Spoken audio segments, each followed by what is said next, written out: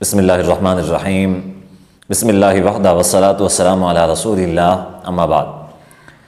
محترم ناظرین، جس طرح کہ آپ کو پتہ ہے کہ ہم گاہے بگاہے مرزا محمد علی انجینئر صاحب کی جہالتیں آپ لوگوں کے سامنے واضح کرتے رہتے ہیں، تو آج کے حوالے سے جو ایک مرزا صاحب کی جہالت ہے وہ بھی آپ لوگوں کے سامنے رکھتے ہیں کہ مرزا صاحب جہالت میں کتنی بڑی بڑی جو باتیں ہیں، کتنے بڑے بڑے جو مسائل ہیں وہ غلط بتا جاتے ہیں۔ اب آج کا جو مسئلہ ہے اس میں یہ ہے کہ مرزا صاحب کہتے ہیں کہ علی ولی اللہ کہنا زیادہ سے زیادہ اس کے بارے میں یہ کہا جا سکتا ہے کہ یہ بدعت ہے۔ جو اہل تشیع کلمے کے اندر اضافہ کرتے ہیں علی ولی اللہ کا، تو مرزا صاحب کہتے ہیں کہ ان کے بارے میں زیادہ سے زیادہ بدعت کہا جا سکتا ہے۔ اس کی مثال انہوں نے دی کہ یہ جو بریلوی حضرات ہیں اذان سے پہلے صلاۃ و سلام پڑھتے ہیں، تو وہ کہتے ہیں کہ یہ دیکھو یہ درود پڑھتے ہیں۔ اسی طرح شیعہ علی ولی اللہ کہتے ہیں۔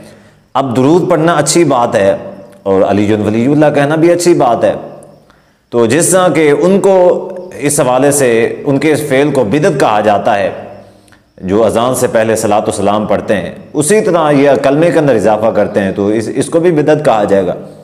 شیعہ تو علی ولی اللہ کلمے میں ایڈ کرتے ہیں سلوگن کے طور پر، وہ بھی نماز کے اندر نہیں،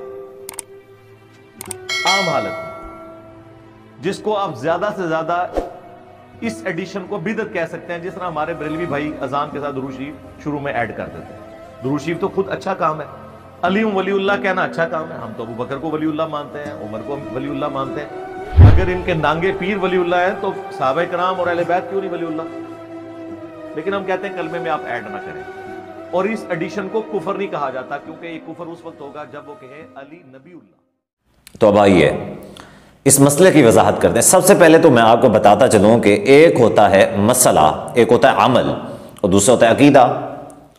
یعنی کہ ایک عمل ایک عقیدہ۔ مثال کے طور پہ نماز عمل ہے اور روزہ عمل ہے، اسی طرح حج جو ہے یہ ایک عمل ہے، زکوٰۃ جو ہے یہ ایک عمل ہے، اسی طرح اور بھی کتنے سارے اعمال ہیں۔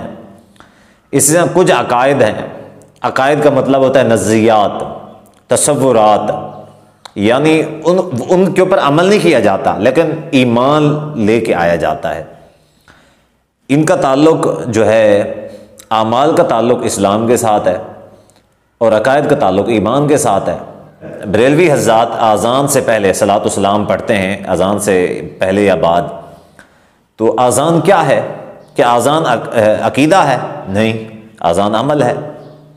اذان کوئی نظریہ نہیں ہے، اذان ایک عمل ہے جو ادا کیا جاتا ہے۔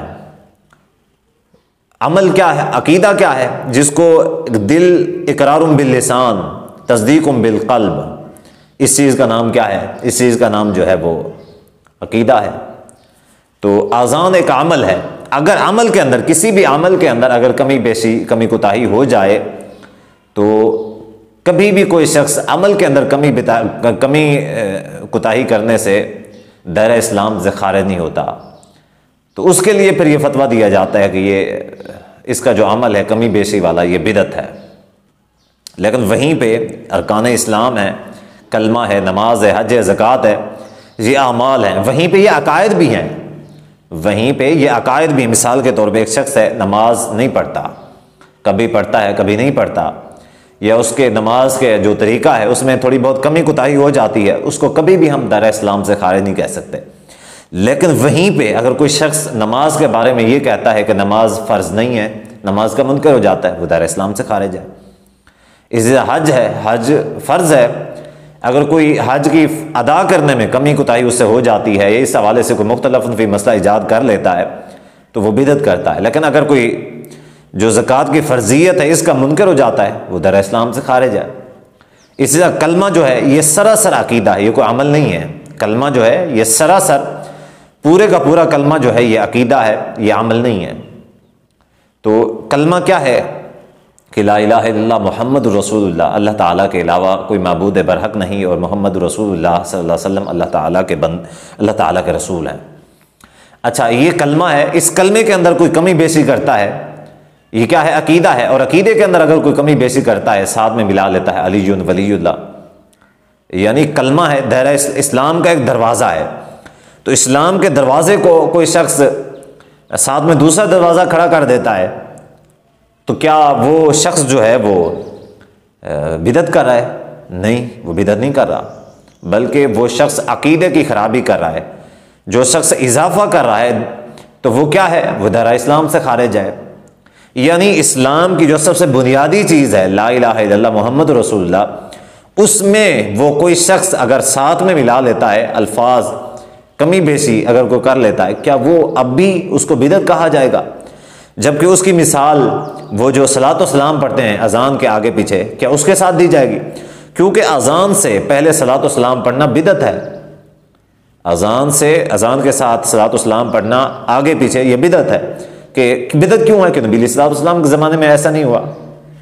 نبی علیہ الصلوۃ والسلام، حالانکہ جو لوگ صلاۃ و سلام پڑھتے ہیں وہ فرق کرتے ہیں، آپ دیکھیں گے کہ وہ صلاۃ و سلام پڑھتے ہیں اور تھوڑا وقفہ کرتے ہیں، اس کے بعد اذان دیتے ہیں، اور تھوڑے وقفے کے بعد پھر صلاۃ و سلام پڑھتے ہیں، تو وہ کبھی بھی اذان کے ساتھ نہیں ملاتے، اذان کے اندر اذان کے الفاظ میں ایڈ نہیں کرتے۔ اگر وہ اذان کے الفاظ میں ایڈ کرتے تو یقیناً وہ دائرہ اسلام سے خارج ہوتے، ان کے اوپر کافر کا فتویٰ لگتا۔ لیکن یہاں پہ مرزا محمد علی انجینئر صاحب اہل تشیع کے دفاع میں میدان میں آ گئے ہیں، اور پھر جو ہے یہ اس طرح کی باتیں کرنا شروع ہو گئے کہ جی جس طرح ان کو بدعت کہا جاتا ہے تو اسی طرح ان کو بھی زیادہ سے زیادہ، یعنی کہ مرزا صاحب کا عقیدہ یہ ہے کہ یہ تو ٹھیک ہے، اس میں کوئی حرج والی بات نہیں، لیکن چلیں اگر کوئی فتویٰ لگانا چاہتا ہے تو بدعت کا فتویٰ کلمہ جو ہے دائرہ اسلام کا جو ایک رکن ہے، اگر اس کے اندر کوئی الفاظ ایڈ کرتا ہے کیا وہ بدعت کر رہا ہے؟ نہیں، وہ دائرہ اسلام سے۔ اچھا، اب مسئلہ یہ کہ مرزا صاحب سے جب کوئی اعتراض کرتا ہے مرزا صاحب سے کہ مرزا صاحب آپ نے یہ جو مسئلہ بتایا ہے تو یہ مسئلہ آپ کا کہیں فہم سلف جو ہے، جو پچھلے علماء بڑے بڑے محدثین گزرے ہیں ان میں سے کسی سے نہیں ملتا، یا آپ نے کوئی نیا مسئلہ بتا دیا۔ اچھا، تو اس کے جواب میں مرزا صاحب کیا کہتے ہیں؟ مرزا صاحب کہتے ہیں نہ میں وابی نہ میں بابی، میں ہوں مسلم علمی کتابی۔ مطلب کیا؟ میں تو کسی کا ماننے والا نہیں ہوں بھائی، میں تو علمی کتابی ہوں، میں کتابوں سے مسئلہ دکھاتا ہوں، میرا کیا کہ کوئی اس حوالے سے کوئی بھی مسئلہ بتائے، میں کسی کا تھوڑی پیروکار تھوڑی ہوں۔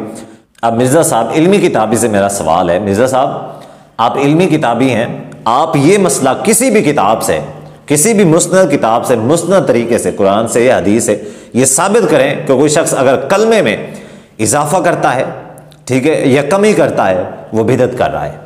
چیلنج کے ساتھ مرزا صاحب، اس کے فالوور کو چیلنج ہے میرا کہ آپ تو علمی کتابی ہیں، آپ کہتے ہیں کہ میں علمی کتابی ہوں، اور علمی کتابی ہونے کا دعویٰ ثابت کرنے کا وقت آ چکا ہے، اور یہاں پہ آپ نے پیٹھ نہیں دکھانی، آپ کے فالوور آپ سے پوچھیں گے اور آپ کو ادھر ادھر نہیں بھاگنے دیں گے۔ ہوتا ہی ہے کہ مرزا صاحب سے سوال کیا جاتا ہے تو مرزا صاحب کوشش کرتے ہیں کہ ادھر ادھر کی باتیں کرتے ہیں، چونکہ ان کے بلائنڈ فالوور ہیں تو وہ پھر بعد میں مرزا صاحب کسی بھی طریقے سے جان چھڑاتے ہیں جب، تو وہ بھی خوش ہوتے ہیں کہ بھی ہم نے مرزا صاحب سے سوال کر لیا ہے۔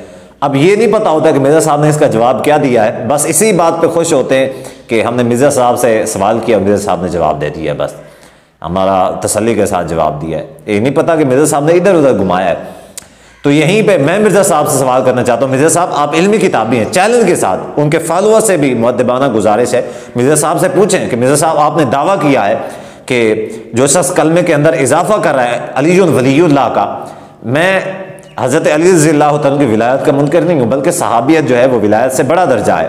یہ مرزا صاحب کو اور اہل تشیع کو پتہ ہونا چاہیے کہ صحابیت بڑا درجہ ہے ولایت سے، ولایت تو بڑی بات کی چیز ہے، سب سے جو کم ترین درجہ ہے، 4 درجات ہیں جن میں اللہ تعالیٰ نے جن کو انعامات سے نوازا ہے، ان 4 درجات میں چوتھے نمبر پہ جو آتا ہے وہ ولایت آتا ہے، جبکہ دوسرے نمبر پہ جو ہے وہ صحابیت ہے۔ تو آپ اگر صحابیت سے ہٹا کے ان کو ولایت دینا چاہتے ہیں تو یہ آپ کی مرضی ہے۔ تو بہرحال کسی بھی قرآن و حدیث میں، قرآن سے یا صحیح حدیث سے کسی سے بھی یہ ثابت کریں کہ اذان کے اندر علی ولی اللہ کا اضافہ کرنا بدعت ہے، یہ کفر نہیں ہے، اس سے بندہ دائرہ اسلام سے خارج نہیں ہوتا۔ تو بہرحال میں آخر میں یہی بتانا چاہوں گا، مرزا صاحب علم جو ہے فہم دین اسلام کا اس سے کورے ہیں، ان کو نہیں پتا، ان کو چھوڑیں، ان کا راستہ چھوڑیں، مرزا صاحب کو جہاں پہ جاتے ہیں جانے دیں، آپ کسی مسند عالم دین کی جو ہے وہ ان کی پیروی کریں، ان سے اس حوالے سے دین کی رہنمائی لیا کریں۔ والسلام علیکم ورحمۃ اللہ وبرکاتہ.